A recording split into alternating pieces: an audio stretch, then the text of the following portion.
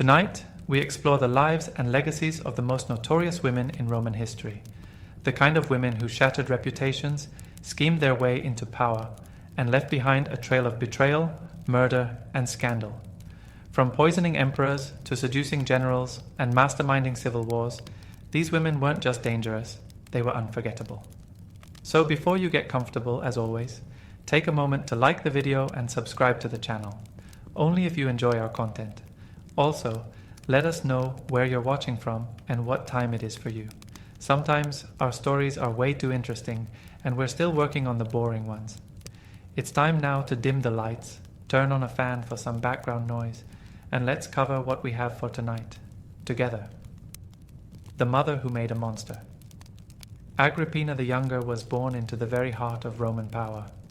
The daughter of Germanicus and Agrippina the Elder and the sister of Emperor Caligula, but power in ancient Rome was never inherited peacefully. It was earned, manipulated, sometimes poisoned for. From the moment she entered public life, Agrippina played the long game. She was exiled in her early years, a reminder that even women of the imperial family were disposable. But when Caligula was murdered and her uncle Claudius took the throne, Agrippina saw her opportunity. She seduced Claudius, her own uncle, and married him, becoming Empress of Rome. But she didn't want to be a consort. She wanted to rule. Agrippina's son from a previous marriage, Lucius Domitius Ahenobarbus, the boy history would remember as Nero, became her obsession.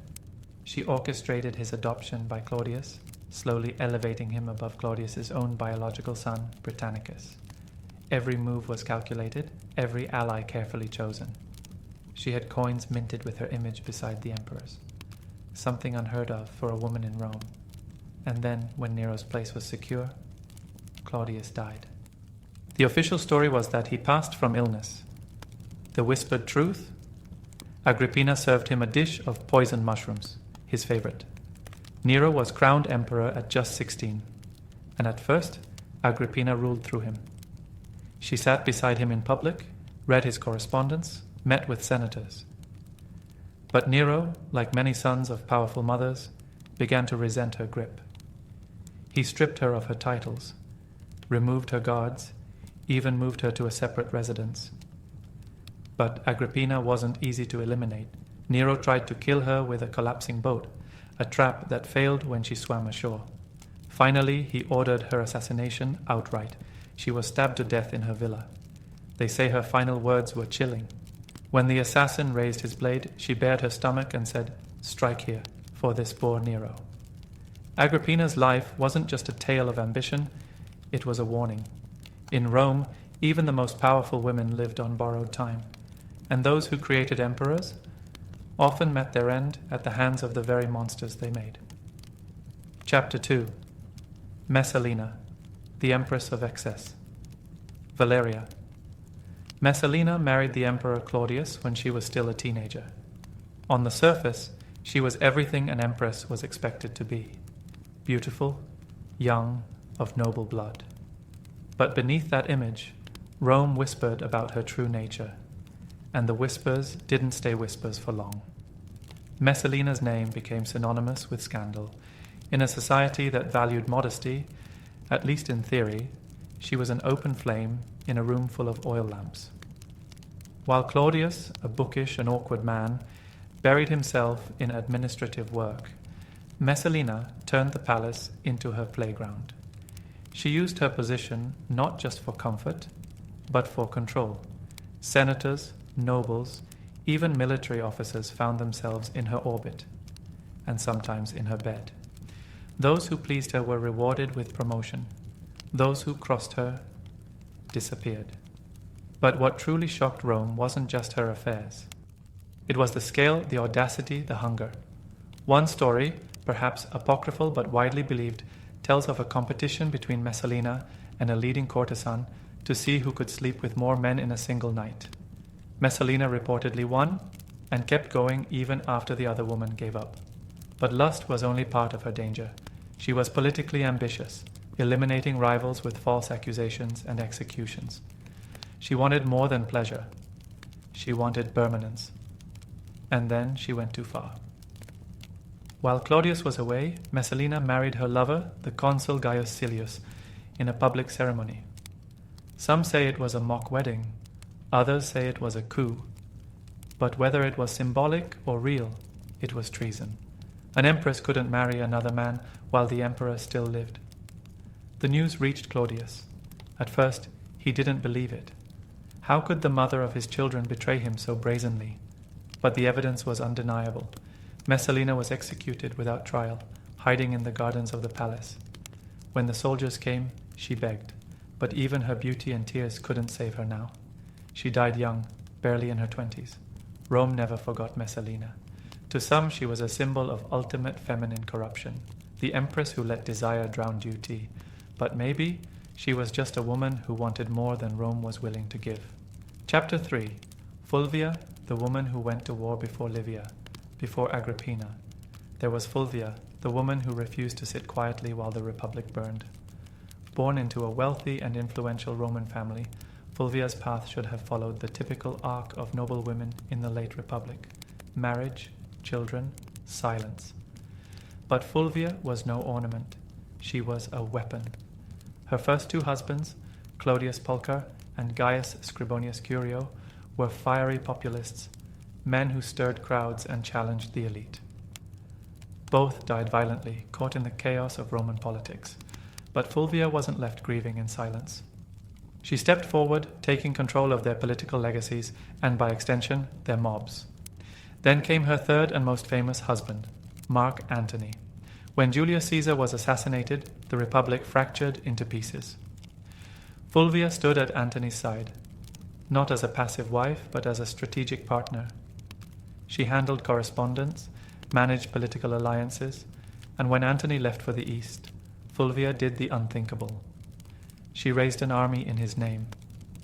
That's right. In a world where women couldn't even vote, Fulvia declared war. Her enemy?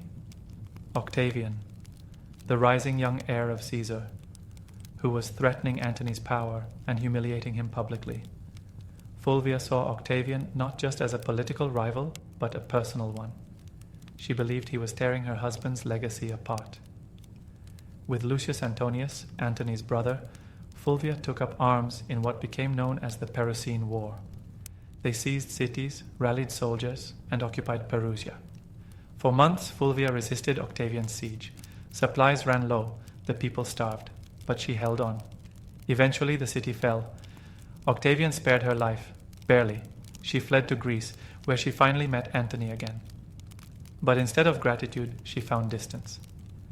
Antony blamed her for the war, for the fallout, for nearly destroying their cause. She died shortly after, alone and politically ruined. Was she overambitious? Certainly. But Fulvia wasn't driven by vanity. She was driven by loyalty. Her downfall came not because she overreached, but because she dared to reach at all. Fulvia remains one of the only women in Roman history to command troops in open rebellion. And for a brief, brilliant moment, she didn't just influence Rome, she tried to rule it. Chapter 4. Julia the Elder. The princess who broke every rule. Julia the Elder was born into destiny. She was the only biological child of Augustus, the man who turned the crumbling Roman Republic into an empire. Her birth was not just celebrated, it was political. A symbol of a new Rome, reborn under one man's vision.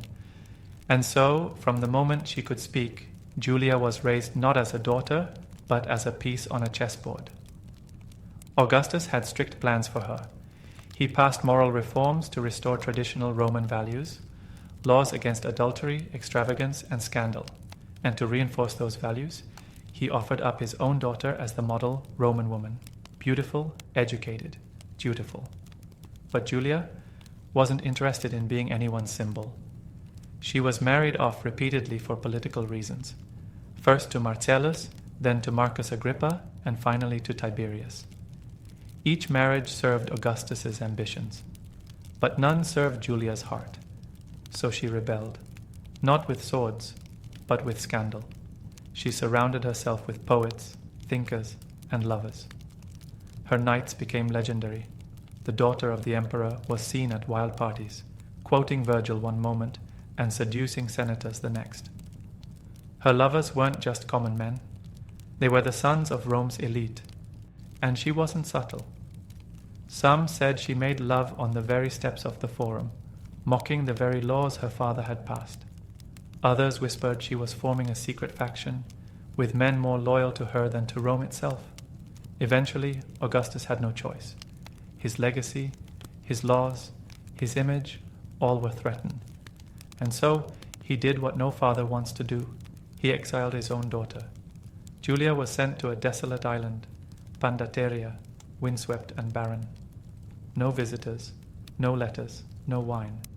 Her sons were taken from her. Her name erased from coins and monuments. Once the jewel of Rome, Julia became a ghost. She lived out her final years in quiet disgrace, eventually dying of malnutrition and heartbreak. Augustus never forgave her, and Rome never quite forgot. Julia's story isn't just a tale of excess, it's a tragedy of control. A woman born into power but never allowed to wield it. A daughter sacrificed to maintain the illusion of order. And a reminder that even princesses are prisoners in the empire of men. Chapter 5. Livia Drusilla, the empress who ruled from the shadows. Before there was Agrippina, before Julia and Messalina, there was Livia. Livia Drusilla was the blueprint, the original empress, the quiet thunder behind the throne of Rome.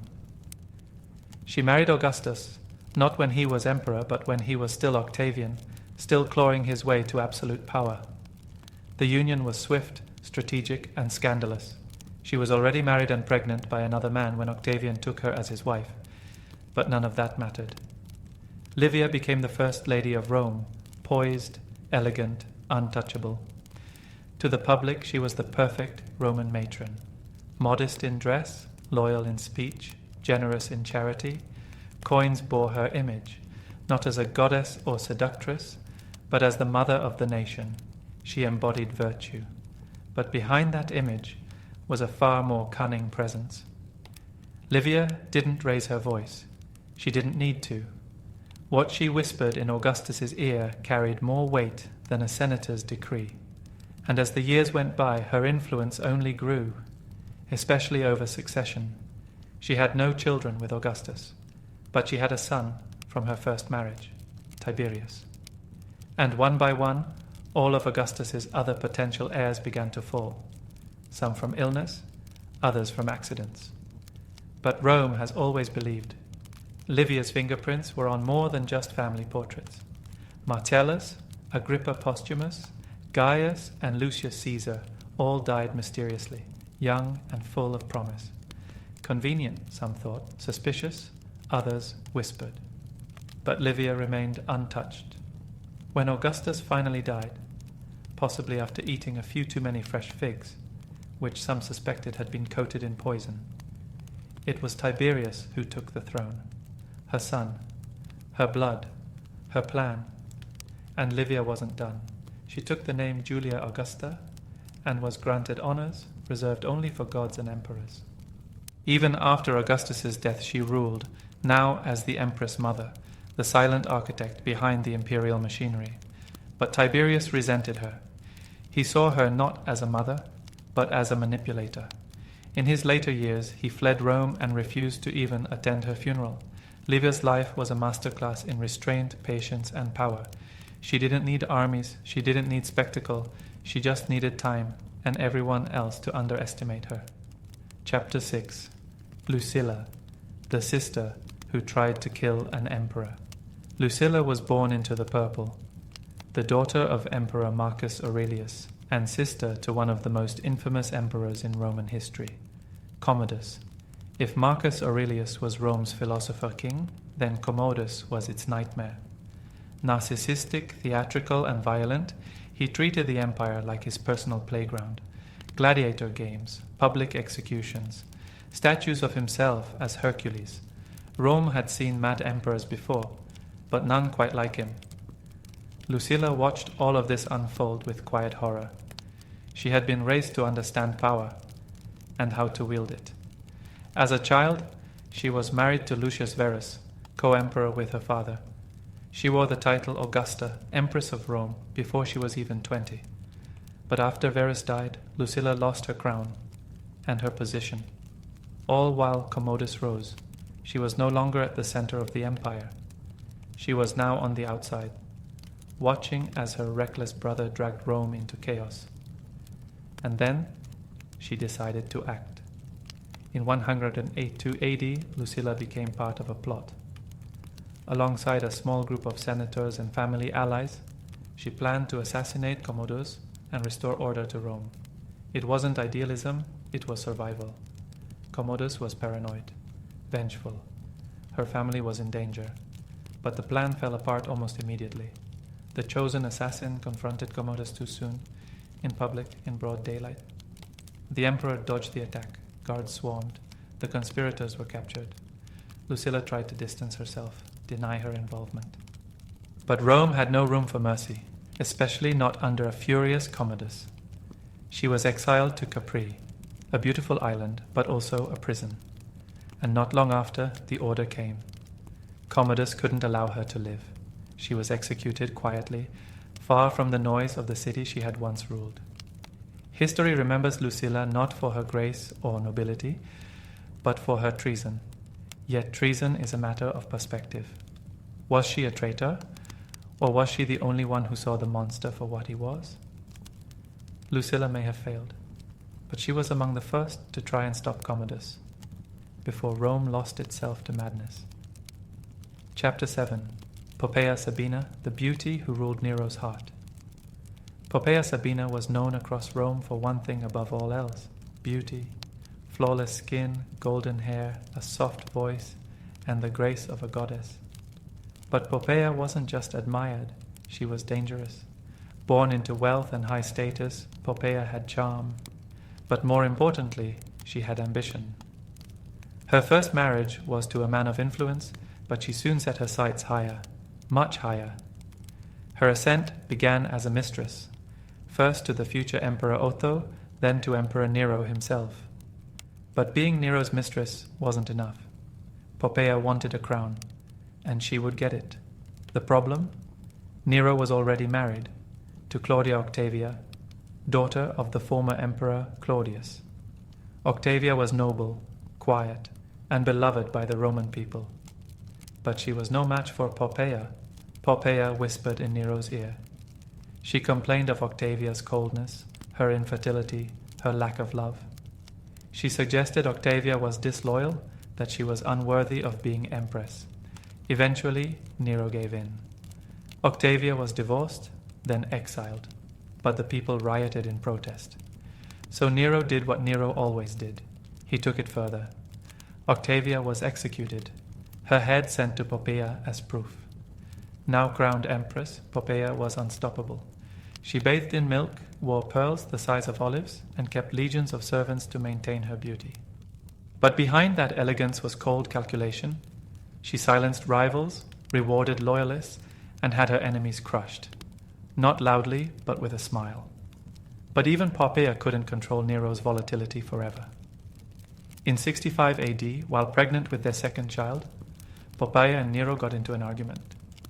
No one knows exactly what it was about. Some say she scolded him for coming home late. Others believe she made the mistake of pushing him too far, too fast. In a fit of rage, Nero struck her. A single kick to her abdomen. She collapsed.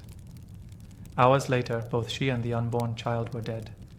Even Nero wept. He mourned her in elaborate ceremonies, built temples in her honor, and even mummified her body, something unheard of in Roman tradition. But no amount of grief could bring her back. Poppaea Sabina had seduced an emperor, ruled an empire, and died as suddenly as she rose. In Rome, beauty opened every door, but it never guaranteed a way out. Chapter 8. Domitia Longina, the empress who survived a tyrant. Domitia Longina was not supposed to be an empress. She came from noble blood, the daughter of a famous general and granddaughter of a consul. But her early life was typical for women of her class: quiet, arranged marriage, social status. Nothing more. But fate brought her into the orbit of one of Rome's most unpredictable emperors, Domitian. He was cold, calculating, insecure, and absolutely obsessed with control. When they married, he was not yet emperor, but even then Domitia saw something others didn't. She saw ambition, and she tied herself to it. When Domitian took the purple, Domitia became empress.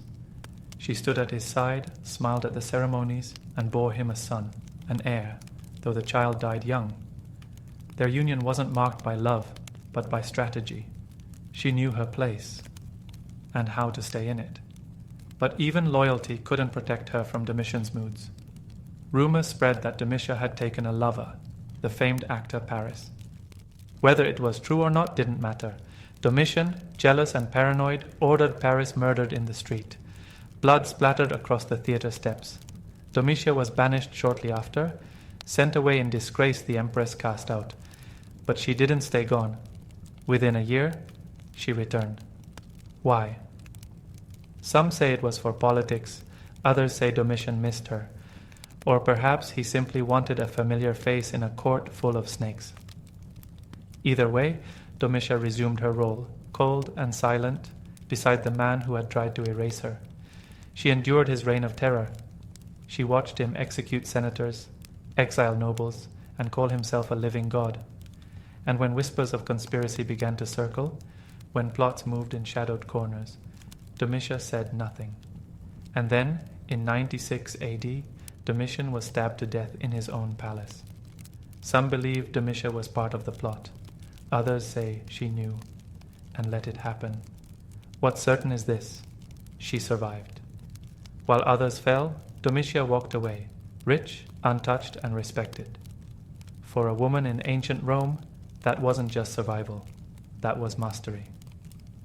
Chapter 9. Julia Domna, the philosopher empress with a ruthless edge. Julia Domna came from the distant city of Emesa in Syria, a place of sun, temples, and gods older than Rome itself. She wasn't Roman by birth, but she would become one of the most powerful women in Roman history.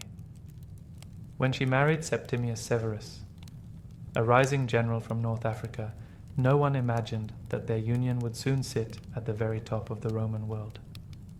But in 193 AD, Severus claimed the throne by force, beginning a new dynasty, and Julia became empress, and not just in name. Unlike many women before her, Julia took an active role in imperial life. She traveled with her husband on military campaigns. She sat in on strategy sessions. She advised him on law, governance, and alliances. While most empresses stayed in the shadows, Julia was by his side. Always. She surrounded herself with philosophers and intellectuals. Her court became a center of learning. Poets, mathematicians, historians, all gathered around her. She was called Mater Castorum, mother of the camp, and Mater Senatus et Patriae, mother of the Senate and the fatherland. But for all her wisdom, Julia had a dark streak. After Severus died, their two sons, Caracalla and Geta, inherited the empire. Julia tried to keep the peace. She begged them to rule jointly, to avoid bloodshed. But peace was not in Caracalla's nature. Less than a year later, Caracalla had Geta murdered in Julia's arms. It's said her son's blood splashed across her dress. She said nothing, and from that moment on, Julia Domna ruled once more, but now through Caracalla. He trusted no one except her. But his reign was brutal, and when Caracalla was finally assassinated on the road to a military campaign, Julia was left exposed. She had lost her sons, her husband, and the illusion of control. Rather than be cast aside, Julia chose her own ending. She stopped eating, locked herself away, and died of starvation, still wearing the robes of an empress. Julia Domna was a philosopher, a mother, a strategist, and a woman who held the empire together with poise and silence. Even in grief, she remained composed. Even in death, she kept her dignity. Chapter 10. Julia Maesa, the grandmother who made emperors. Julia Maesa was not a woman of war, not in the traditional sense. She didn't command armies on horseback. She didn't carry a sword. But she may have been one of the most dangerous women the Roman Empire ever produced. She was the sister of Julia Domna, the empress of Septimius Severus, and like her sister, Julia Maesa came from Emesa, a powerful Syrian city whose priest-kings traced their lineage to the sun god Elagabal. She was rich, sharp, and quietly watching the throne, even after it slipped from her family's grasp. When her nephew, Emperor Caracalla, was assassinated, the Severan dynasty seemed finished. The new ruler, Macrinus, had no imperial blood, just a military pedigree. Maisa, now in her 60s, was exiled from court, along with her daughter and grandsons. But Maisa wasn't done. Back in Syria, she spread a rumor. Her 14-year-old grandson, Elagabalus, was not only Caracalla's illegitimate son, but the rightful heir to Rome. The Eastern legions believed her, or perhaps they wanted to. Either way, they declared young Elagabalus emperor, and Maisa funded the rebellion with her own fortune. In 218 AD, her gamble paid off. Macrinus was defeated. Elagabalus became emperor, a teenager controlled by his grandmother. At first, Maisa was hailed as a savior of the dynasty. She sat in the Senate chamber, a right no woman had ever held. She wielded enormous power behind the curtain. But Elagabalus was a problem. He was more priest than emperor. He introduced foreign gods, married multiple times, including a Vestal Virgin, and shocked Rome with wild, chaotic behavior. Maisa, ever calculating, saw the danger. So she made a brutal choice. She abandoned him and turned to her younger grandson, Severus Alexander, a quiet, obedient boy. In 222, Maisa helped orchestrate Elagabalus's assassination, along with his mother, Julia Soaemias. Both were dragged through the streets and dumped in the Tiber River. Rome moved on, and Maisa remained. She had made not one, but 2 emperors, and when she died, she was honored as Augusta, empress in all but title. Julia Maisa never wore a crown, but for nearly a decade she ruled Rome from behind the veil, with coin, cunning, and the cold patience of a grandmother who knew exactly what she wanted. Chapter 11. Julia Soaemias, the mother of madness. Julia Soaemias was born into ambition. Her mother, Julia Maisa, was a master of power. Her aunt, Julia Domna, had once ruled Rome beside Septimius Severus. And when Soaemias gave birth to a son, Elagabalus, she wasn't just raising a child. She was raising a future emperor. After Caracalla's death and her family's fall from grace, Soaemias followed her mother into exile. But in the shadows, a plan was forming. Her son was just a teenager, a priest of the sun god Elagabal in their native Syria. But Maisa saw an opportunity, and Soaemias seized it. Together, they claimed that Elagabalus was the illegitimate son of Caracalla and the true heir to Rome. It was a lie, a clever one. Soaemias and Maisa rallied the Eastern legions, promising glory, gold, and divine favor. The soldiers declared for Elagabalus, and by 218 AD, the boy emperor, just 14, marched into Rome with his mother at his side. Soaemias was not just the emperor's mother. She was the power behind the throne. She held the title Augusta. Her name appeared on coins. She attended Senate meetings, something unheard of for a woman. She held her own court, issued orders, and made decisions. But what she protected was chaos. Her son was unpredictable. He tried to replace Jupiter, the king of the Roman gods, with Elagabal, his eastern deity. He danced in priestly robes, married multiple women and men. He held public rituals that scandalized even the most liberal Romans. Soaemias didn't stop him, she encouraged him. She shielded him from criticism, dismissed advisors who warned of unrest, and tightened her grip on power as her son's rule unraveled. Eventually, even Maisa had enough. Fearing a revolt, she shifted her support to her younger grandson, Severus Alexander. And Soaemias, she stood her ground, loyal to her son to the very end. In 222 AD, the Praetorian Guard stormed the palace. Elagabalus and Soaemias were slaughtered. Their bodies were dragged through the streets and dumped into the Tiber. No honor, no funeral, no memory, at least not the kind they wanted. Julia Soaemias gambled everything on her son's divinity. But in Rome, gods are made and unmade by the sword. She ruled through a boy who thought he was a god, and died a mother of a fallen empire. Chapter 12. Julia Mamaea, the matriarch who ruled through her son. Julia Mamaea was the final link in a powerful chain, the last of the Severan women who ruled Rome not from thrones, but from behind them. She was the daughter of Julia Maesa and the younger sister of Julius Oemius. While her sister was swept away in the chaos of Elagabalus' madness, Mamaea watched quietly, carefully, waiting. Her son, Severus Alexander, was everything Elagabalus was not: calm, thoughtful, studious, a perfect puppet for a woman like Mamaea. After the violent fall of Elagabalus and Soemias in 222 AD, the Praetorian Guard turned to Mamaea's son, a boy just 13 years old. The Senate confirmed him. Rome sighed in relief, and Mamaea stepped into power. She was never crowned empress, but she ruled nonetheless. Mamaea controlled the imperial court with icy efficiency. She surrounded her son with scholars and advisors. She dictated policy, approved decrees, and blocked access to the boy emperor. If anyone wanted to speak to him, they went through her first. She revived Rome's battered institutions, brought back traditional Roman values, and restored dignity to the empire after years of excess. But there was a price. Mamaea was distant, cold, obsessed with control. Senators feared her, generals resented her, and even her own son began to chafe under her dominance. She micromanaged everything, including his personal life. When Severus Alexander married, Mamaea clashed bitterly with his wife, driving her away. She couldn't share power, not even with her daughter-in-law. Still, the empire limped forward, until it met the Germanic frontier. In 235 AD, a massive uprising required the emperor's presence. Mamaea joined him on campaign. Even there, she refused to let go.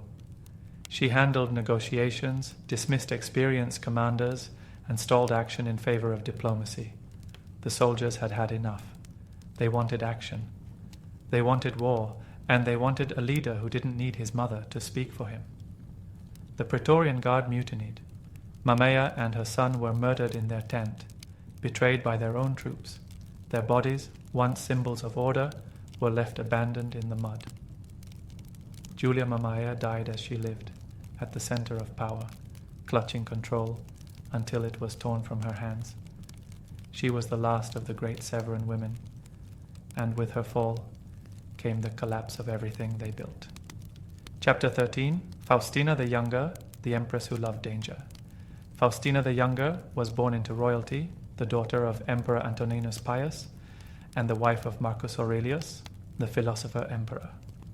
From the outside, she was the ideal Roman woman, noble, graceful, and a mother to many. But behind that polished image, Faustina carried a reputation that made the Roman elite whisper. She was said to be passionate, dangerously so. While her husband meditated on virtue and Stoic philosophy, Faustina was rumored to be stirring chaos in the background. Ancient sources claimed she had numerous affairs, some with soldiers, some with actors, even gladiators, the lowest of the low in Roman society. Whether true or not, the gossip stuck. The image of an empress with a taste for power and danger captivated the imagination of Rome. And it wasn't just about affairs. Faustina was involved in plots, promotions, and palace intrigues. Her influence over Marcus Aurelius was quiet, but undeniable. Some believed she had a say in appointments to key military positions. Others accused her of having enemies removed from court altogether. One of the most dramatic stories surrounding her came during the revolt of Avidius Cassius. Cassius, a general in the east, declared himself emperor in 175 AD, claiming falsely that Marcus Aurelius was dead. And who supported him? Some ancient writers suggest Faustina. It was whispered she had grown tired of her aging philosopher husband and saw Cassius, young, powerful, admired, as a better future. Whether she truly betrayed Marcus is unknown, but the accusation was enough to stain her image. Marcus, ever calm, crushed the rebellion. He never publicly condemned Faustina. In fact, he defended her reputation until the end. But even he couldn't save her from fate.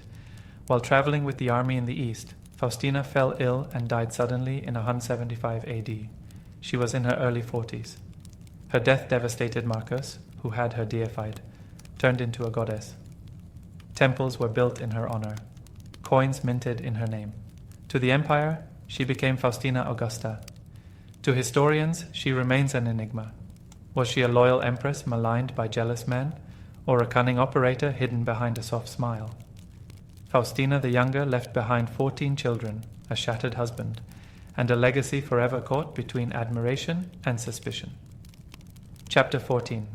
Paulina. The wife who chose to die Paulina was not born a queen or a noble.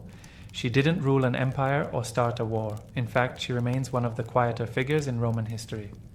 But her story is unforgettable. She was the wife of Seneca, the philosopher, playwright, and former advisor to Emperor Nero. Their marriage was one of deep respect and rare affection, something not often seen among Roman elites. Seneca, once powerful and close to the emperor, had fallen out of favor. His stoic teachings, his quiet wealth, his moral influence, they all made Nero uneasy. In 65 AD, the infamous Pisonian conspiracy sought to overthrow Nero. Whether Seneca was truly involved is unclear, but Nero saw his chance and ordered Seneca to take his own life. It was a quiet execution disguised as honor. Paulina, upon hearing the sentence, made a decision few would understand. She would die alongside her husband. In a Rome ruled by betrayal, fear, and self-preservation, Paulina's choice was both astonishing and defiant. She opened her own veins beside Seneca, determined to share in his fate. Their home became a tomb of silence, broken only by the sounds of flowing blood and whispered goodbyes. But Nero was watching, or rather, he was calculating. The death of Seneca? Necessary. The death of Paulina? Inconvenient. She came from a respected family. Her suicide might draw sympathy or questions. So at the last moment, Nero ordered her life to be saved. Physicians rushed in. They bandaged her wounds, forced air into her lungs, and slowly, painfully, Paulina survived. But she was never the same. The woman who emerged from that attempted death was pale, frail, and ghost-like. She bore the scars not just of the knife, but of a broken world. A Rome where love and loyalty were dangerous, where dying for someone could cost you your future and your peace. We don't know how long Paulina lived after that day. History fades around her, as it often does with women who refuse to play the role expected of them. But for a brief moment, she embodied something rare in imperial Rome. Silent courage. She didn't raise an army. She didn't poison an emperor. She just refused to let her husband die alone. Chapter 15. Calpurnia, the wife who dreamed of blood. In the final hours before the Ides of March, Calpurnia couldn't sleep. The night was restless, filled with dread and flickering visions. She dreamt of her husband, Julius Caesar, lying in her arms, bleeding, lifeless, a statue pouring with blood, cries in the dark, a warning she couldn't shake. Calpurnia wasn't a politician or a schemer. She was Caesar's third wife, married late in his life, chosen not for love but for alliance. Yet, of all the women who had come and gone in Caesar's world, Calpurnia was the one by his side when it mattered most, at the very end. She was quiet, loyal, dutiful, but not foolish. She knew what kind of man she had married, a man who had crossed the Rubicon, defied the Senate, and declared himself dictator for life. Caesar had enemies in every marble hallway of Rome. He walked among daggers disguised as smiles, and on that morning, March 15th, 44th BC, Calpurnia begged him not to go to the Senate. She pleaded, wept, told him her dreams were omens, that something terrible would happen. At first, Caesar listened. For a moment, the most powerful man in Rome, conqueror of Gaul, destroyer of Pompey, lover of Cleopatra, stayed home because his wife was afraid. But Rome does not bend to superstition, and men like Caesar do not stay hidden for long. Soon Decimus Brutus, one of the conspirators, arrived to coax him out. He mocked the idea of omens. laughed at the dreams, told Caesar he'd look weak if he didn't appear in public. And just like that, Caesar rose, dressed, and walked into history. Calpurnia never saw him alive again. When the news broke that her husband had been stabbed 23 times by men he called friends, Calpurnia didn't scream. She didn't faint. She simply gathered his personal papers, sealed his home, and gave Mark Antony what he needed to take control. She vanished quietly after that, her presence fading from the records. No revenge, no scandal, just silence. But those final moments, the dream, the warning, the helplessness, linger forever in the story of Caesar. Calpurnia didn't need power to matter. She saw the end, and no one listened. Chapter 16, Servilia Caepionis, the mistress who knew too much. Servilia Caepionis lived at the center of one of the most dangerous storms in Roman history, and somehow survived it. She was not an empress nor a warrior.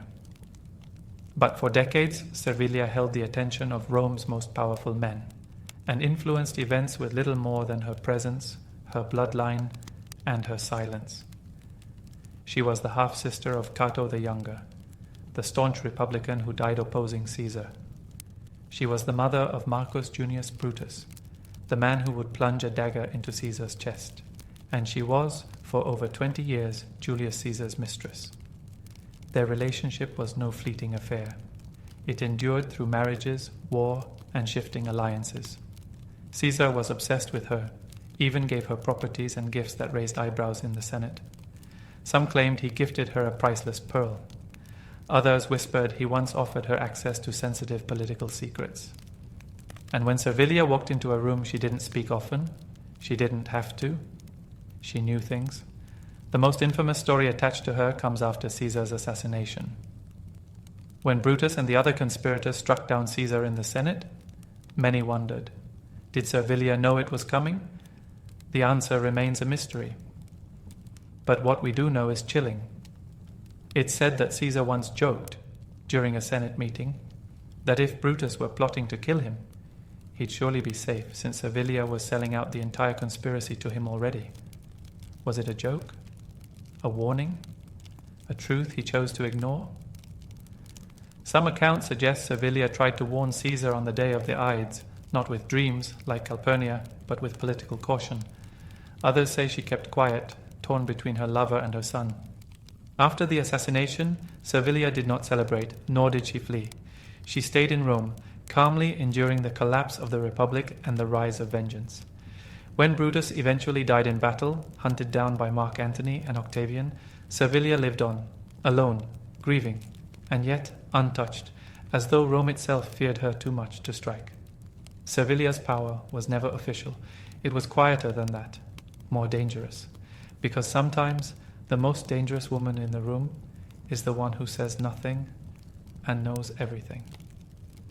Chapter 17, Claudia Octavia, the Empress who wasn't allowed to live. Claudia Octavia was born into the highest circles of Roman nobility.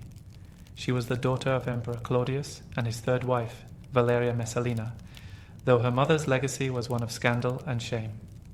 After Messalina's execution, Octavia was raised under the iron hand of her stepmother, Agrippina the Younger. Her childhood was one of tight control, public expectation, and constant danger. She was trained not to speak, but to survive. When she was just a young teenager, she was married to Nero, Agrippina's son, in a calculated move to secure his future claim to the throne. From that moment on, Octavia's life became a cage. At first, she was praised as the perfect Roman wife, modest, obedient, dignified. But that didn't matter to Nero. He had no interest in her. He sought other women, and eventually one woman in particular, Poppaea Sabina. Octavia became a symbol of everything Nero hated: tradition, restraint, and public duty. Yet the people of Rome loved her. She represented the last flicker of the Claudian line, and a connection to the respected past.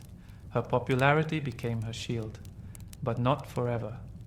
When Poppaea entered Nero's life, everything changed. Nero wanted to marry her, but divorce alone wouldn't be enough. Rome would not accept the humiliation of Octavia without justification. So Nero created one. He accused her of infertility, then of adultery. False witnesses were brought in to support the claim. The charges were outrageous. No one believed them. The people rioted in her defense.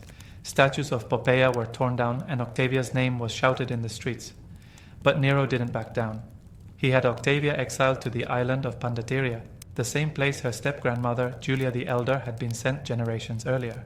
Alone, terrified, and stripped of her titles, Octavia awaited her fate. It came quickly. On Nero's orders, soldiers arrived and executed her. She was barely 22 years old. Her head was severed and sent to Poppaea as a grim trophy. Octavia never sought power. She never plotted, betrayed, or defied. She was simply in the way. And in Nero's Rome, that was enough to die for. Chapter 18. Scribonia, the wife who spoke back.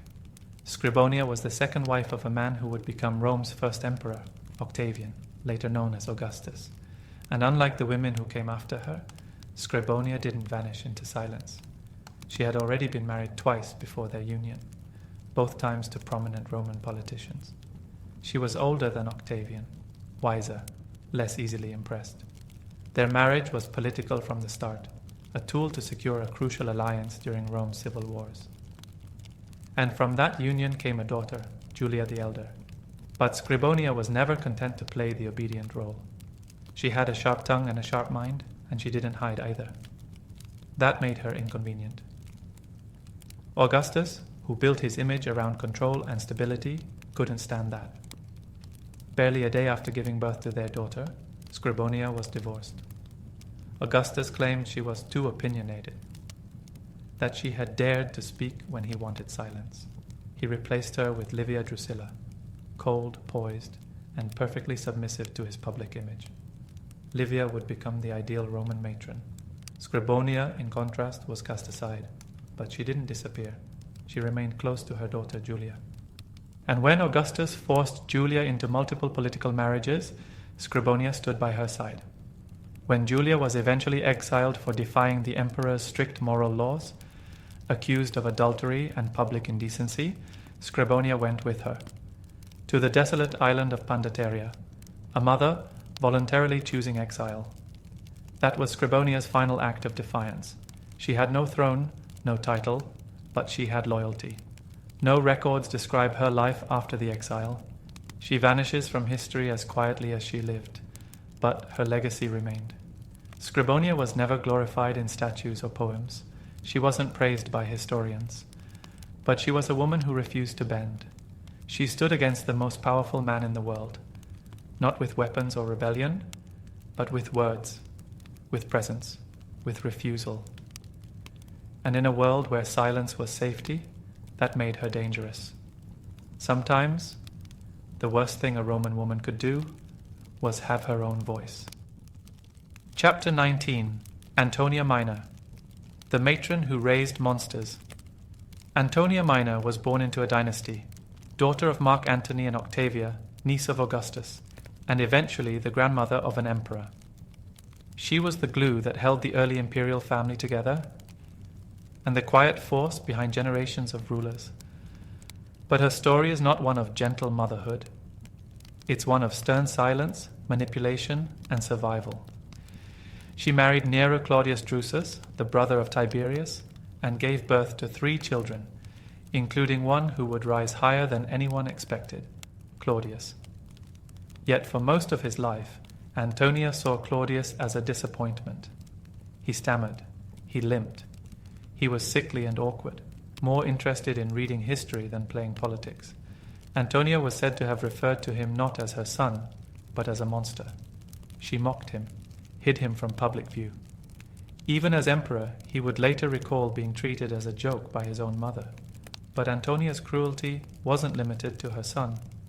Her granddaughter was Livilla, a woman accused of having an affair with Sejanus, the ambitious commander of the Praetorian Guard. Their alleged plot? To murder Livilla's husband, Drusus the Younger, Antonia's own son, and put Sejanus closer to the throne. When the conspiracy was uncovered, Antonia didn't weep or deny. She turned her granddaughter in. Some sources even claim she locked Livilla in a room and starved her to death. This was the kind of woman Antonia was, loyal to Rome, not to blood. When Caligula, her great-nephew, became emperor, she watched the empire plunge into madness. His excesses, his executions, his open cruelty, she tried to advise him, tried to guide him, but Caligula didn't listen. Eventually, he mocked her in public, ignored her entirely. Antonia, now an old woman, reportedly took her own life, no longer willing to watch what Rome had become. She had been the silent backbone of the Julio-Claudian line. She raised emperors, exiled traitors, and endured more family betrayal than most could stomach. Antonia Minor wasn't loved, she wasn't praised, but she was feared and respected, because in a world ruled by men, she taught them all how to survive, even if it meant turning on your own. Chapter 20. Claudia, the scandalous sister who ruined reputations. Long before Rome was ruled by emperors, when it was still a republic trembling on the edge of collapse, one woman seemed to scandalize the entire city just by walking through it. Her name was Claudia. Born into the powerful Claudii family, Claudia had wealth, education, and connections. But she didn't follow the script of a Roman noblewoman. She didn't stay hidden in private courtyards or limit her words to whispers. She stepped into the public eye, and Rome never forgot her. She married a wealthy politician, but that marriage dissolved into accusations and bitterness.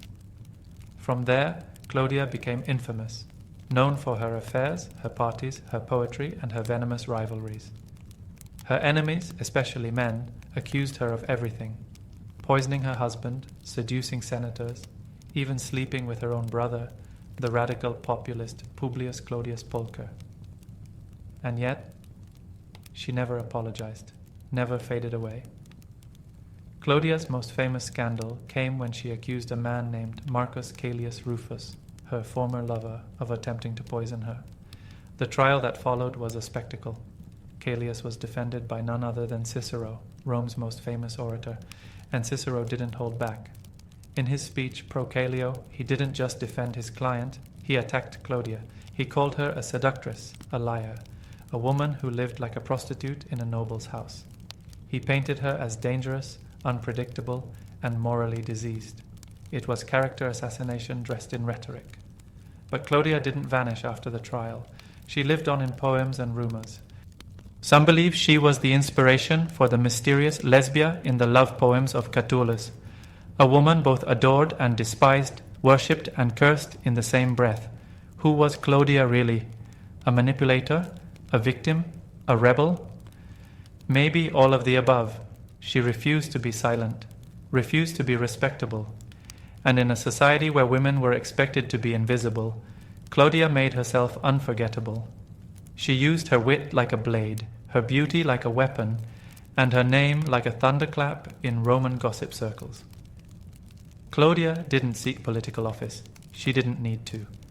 She destroyed reputations with a whisper. And in ancient Rome, that was often more powerful than any sword. Chapter 21. Cornelia Africana, the mother who birthed a revolution.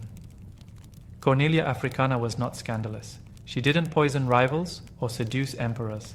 In fact, she was praised for the very opposite: her virtue, her intellect, and her quiet strength. But beneath that modest exterior was a revolutionary soul.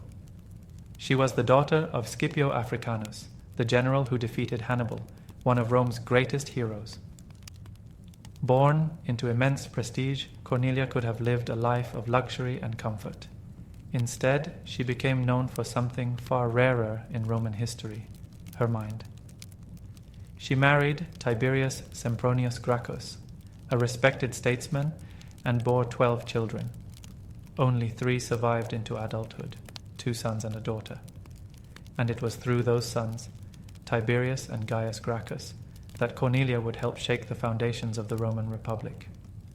After her husband died, Cornelia refused to remarry, despite proposals, including one from the king of Egypt. She chose instead to devote herself to her children and their education. She surrounded them with Greek philosophers, historians, and thinkers. Her home became a training ground for minds, not just bodies. When a wealthy matron once mocked her for not wearing fine jewelry, Cornelia simply gestured to her sons and said, "These are my jewels." But what she raised them to become shocked Rome. Tiberius and Gaius Gracchus became radical reformers. They pushed for land redistribution, grain subsidies, and the empowerment of the plebeians, the common people. Their speeches electrified the masses and enraged the elite. Tiberius was killed first, clubbed to death on the Capitoline Hill. A few years later, Gaius followed, hunted by the Senate, driven to suicide. And Cornelia, she mourned, quietly, with dignity, but she did not retreat. Instead, she wrote letters, she welcomed guests, she spoke proudly of her sons and their ideals. Her home became a museum of resistance, her words preserved in Roman memory. The elite tried to erase the Gracchi legacy, but Cornelia kept it alive. She never wielded a sword, never led a revolt. Yet through her intellect, her will, and the sons she raised, Cornelia Africana became one of the most dangerous women in Roman history because she planted an idea in the minds of Rome's future, and ideas, as we know, are harder to kill than men. Chapter 22. Marcia the Mistress Who Ended an Emperor. Marcia's story is one of love, betrayal, and ultimate vengeance. She was not born into royalty, nor did she seek power for herself. But fate and a cruel emperor gave her a chance to wield it nonetheless. She was the mistress of Emperor Commodus, the notorious ruler whose madness would be immortalized in history. Commodus was the son of Marcus Aurelius, a philosopher king, but he was nothing like his father. He was obsessed with power, vanity, and blood, a gladiator in the arena, a tyrant at court. He spent his reign indulging his whims, throwing Rome into chaos, and alienating anyone who might stand against him. But Marcia was different. She was his confidant, his lover, and for a time the only woman who seemed to have a modicum of control over him. She had the emperor's ear, and she used it to protect herself, and perhaps even to protect Rome from his growing insanity. For years, Marcia tolerated Commodus's erratic behavior. He was cruel, paranoid, and prone to violent outbursts. But their relationship was more than just one of power. Marcia loved him, or at least loved the man he could have been. But love can be fragile in a world like Rome, especially when one partner has the power to destroy the other with a single word. Commodus's paranoia grew. He began to see enemies everywhere, even among those closest to him. And Marcia, though loyal, could not escape the suspicion that his madness would eventually consume them both. In 192 AD, Commodus's reign finally reached its bloody conclusion. The Praetorian Guard, dissatisfied with his rule, conspired against him. Marcia, desperate to stop the empire from descending into further chaos, was drawn into the plot. She became the key player, the one who could end Commodus's tyranny, but it was not just duty that drove her. Marcia had come to despise the man who had once been her lover. His cruelty had broken her heart, and she knew that Rome would never be safe while he was alive. The plot succeeded. Commodus was strangled in his bath, allegedly with the help of his own lover. Marcia, though she played a critical role in the assassination, was left behind, her involvement erased from history. In the end, Marcia achieved the impossible. She ended the reign of an emperor who had brought ruin to Rome. She did so not with a sword, but with a whisper, a plot, and the quiet determination of a woman who knew that sometimes the only way to survive was to make the hardest choice of all. Chapter 23. Plautilla, the princess who was a pawn in an emperor's game. Plautilla's story is one of quiet tragedy amid the tumult of imperial Rome. Born into a noble family, she was promised a life of honor and influence. Instead, fate had a different plan, one that would make her a pawn in the cruel games of power. Her marriage was arranged when Caracalla, the notorious emperor known for his brutal disposition, was ascending in power. Unlike other women who used their wiles to maneuver through court intrigues, Plautilla was caught in a web of politics she never chose. Caracalla, who despised weakness and expected absolute submission, found her independent spirit a threat to his authority. From the start, their union was marred by tension, a loveless, forced alliance dictated by ambition rather than affection. At court, Plautilla was treated as an accessory to the emperor's glory, a symbol to be paraded before his subjects rather than as a partner in his reign. She was isolated from her family and stripped of her voice. In a world where influence was currency, she had been denied the chance to build her own fortune of ideas or alliances. Instead, her every action was watched, scrutinized, and twisted into another tool for Caracalla's propaganda. Despite this, Plautilla attempted to navigate the perilous waters of imperial favor. She reached out to trusted friends and relatives, seeking small acts of resistance, moments when her gentle intelligence could shine. But in the ruthless arena of Roman power, such efforts were seen as dangerous. The emperor's paranoia knew no bounds. His cruelty was not just reserved for his enemies. It extended to anyone who might question his authority, even indirectly.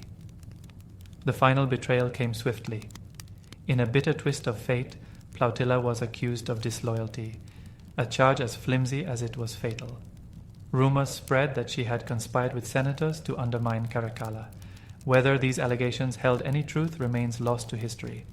What is certain is that the emperor would allow no hint of dissent. In a dark act of retribution, Plautilla was executed.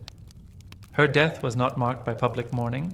Rather, it was another quiet disposal of a life deemed expendable. In her passing, Plautilla became a symbol of the tragic cost of power, a reminder that even those born into privilege could become nothing more than casualties in an emperor's quest for control. Her ghost, some say, still lingers in the dark corridors of Rome's imperial past. Chapter 24.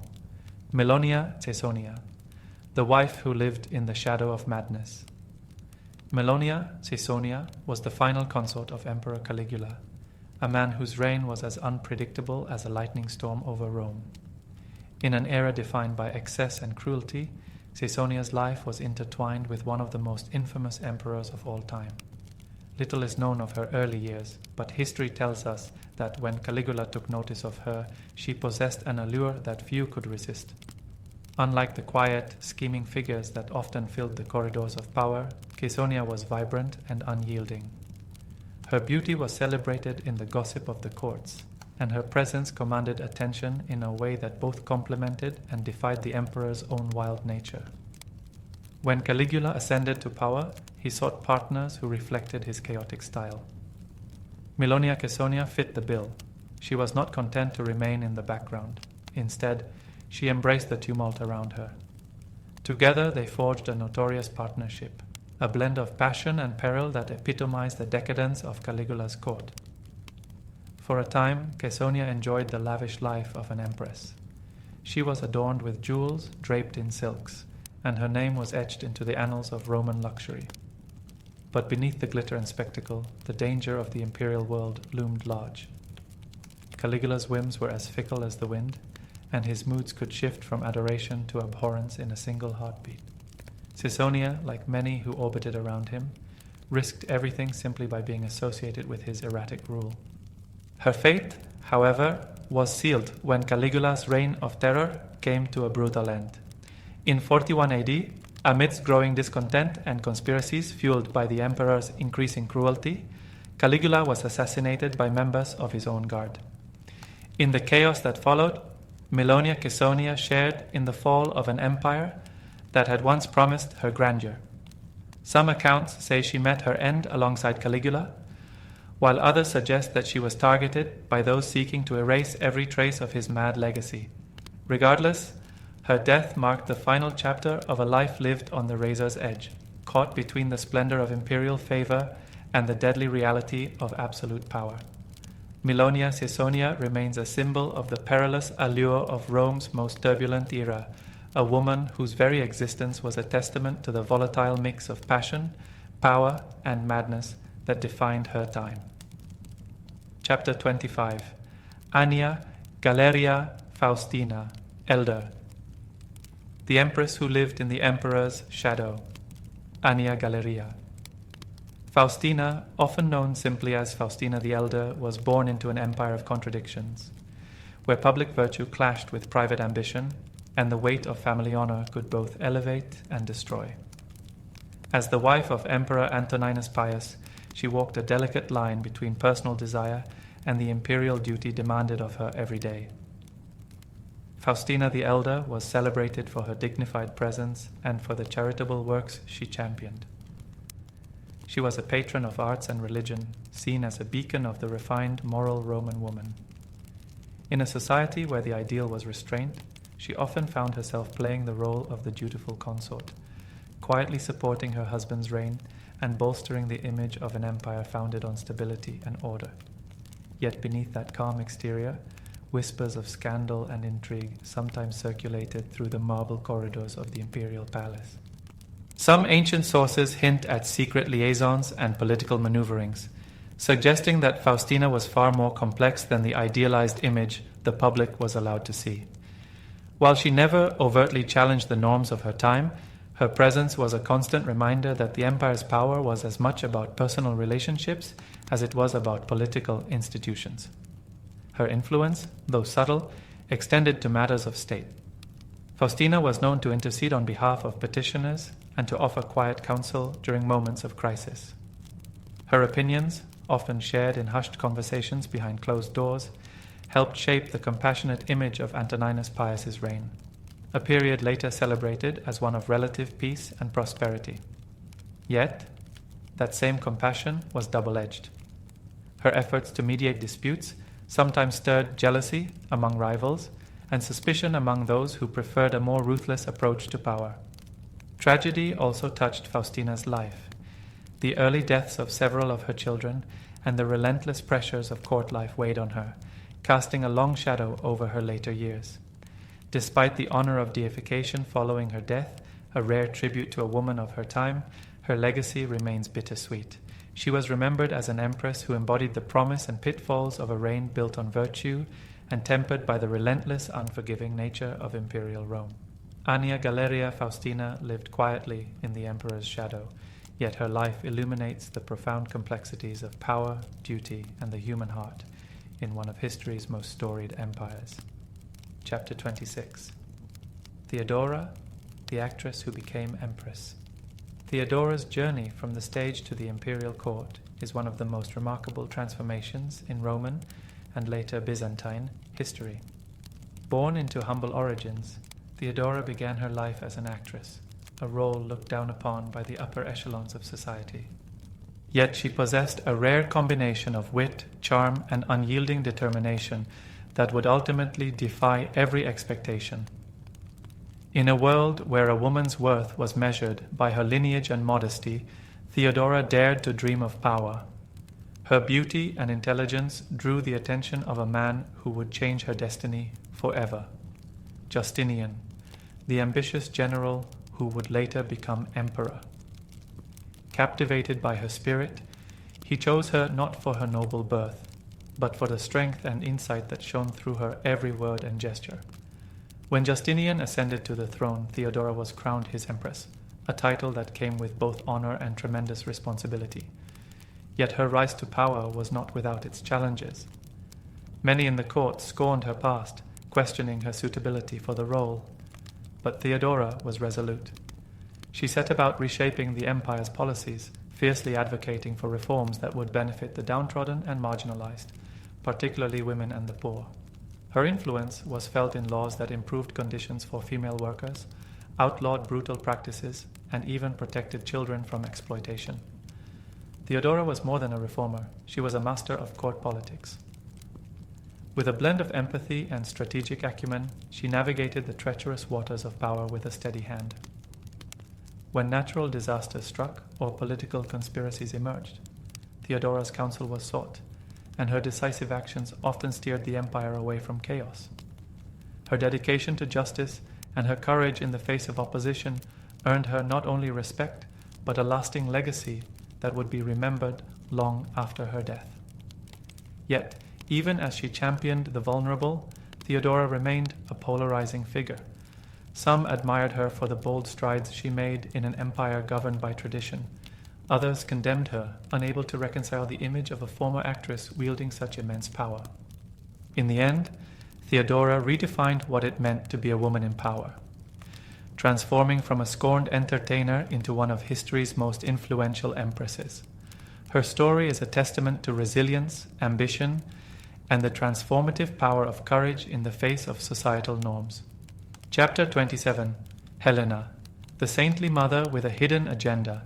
Helena, the mother of Constantine, is often celebrated as a saint, a woman who found the true cross and paved the way for Christianity's spread. But behind the halo and pious iconography lay a woman of formidable ambition and complexity, whose influence was as far-reaching as it was controversial. Born into obscurity, Helena's rise to prominence was nothing short of meteoric.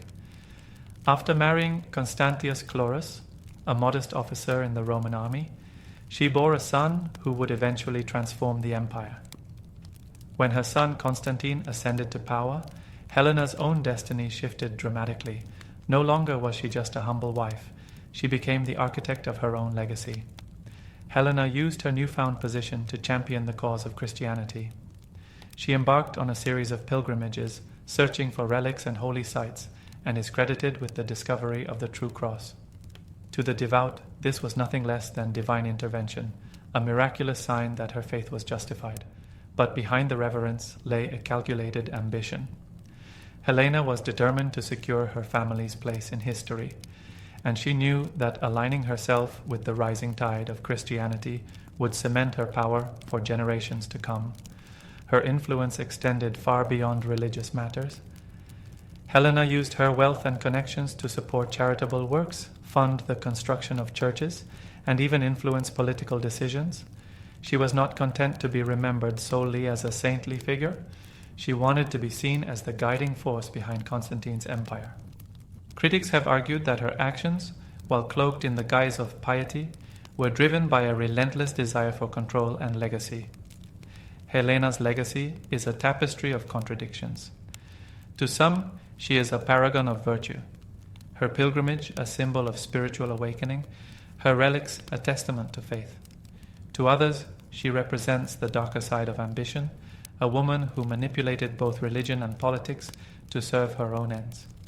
In a world where power was rarely shared, Helena carved out a domain of influence that defied the traditional roles prescribed to women. As the mother of the first Christian emperor, Helena's story is woven into the very fabric of Rome's transformation. But her life also serves as a reminder that even the most hallowed figures in history can possess hidden depths, and that the pursuit of power often comes with a price.